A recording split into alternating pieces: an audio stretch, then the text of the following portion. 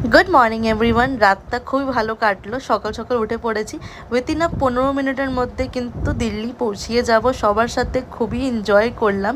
সকালে উঠে সব থেকে আগে আমরা অ্যাফ্রেশটা খাই। অ্যাফ্রেশ না খেলে আমাদের দিনটা মানে স্টার্টই হয় না। পৌঁছে গেলাম দিল্লি।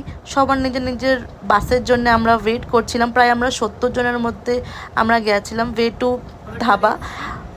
এখানে এসে ব্রেকফাস্টটা কমপ্লিট অবশ্যই শেক খেয়ে নিয়েছিলাম। আমি আমার দুটো কালিগ মিলে আলুর পরোটা আর ছোলে ভটুরে নিয়েছিলাম, তো খুবই ভালো ছিল খেতে। আমি ভেবেছিলামই যে দিল্লি গিয়ে একবার লাস্সি আর আলু পরোটাটা খেয়ে দেখবো। সত্যি খুব আলু পরোটাটা ভালো ছিল, প্লাস লাস্সিটাও ভালো ছিল। আমরা কিন্তু রওনা দিলাম বৃন্দাবন মথুরার জন্যে। আমরা এই ট্রেনিং পারপাসে যাচ্ছি 10 দিনের জন্যে। আমরা কিন্তু বৃন্দাবন মথুরা সব একসাথেই আমরা ঘুরবো। তো সবাই এখানে খুব সুন্দরভাবে নিজের লাগেজ নিয়ে বসে মজা করছিলাম যে এত লাগেজ, এত মানুষ, মানে 70 জন, ভাবতেই পারছেন যে অনেক মানুষ।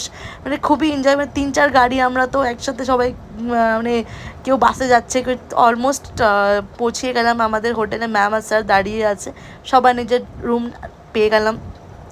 রুমে আমরা দুজন ছিলাম।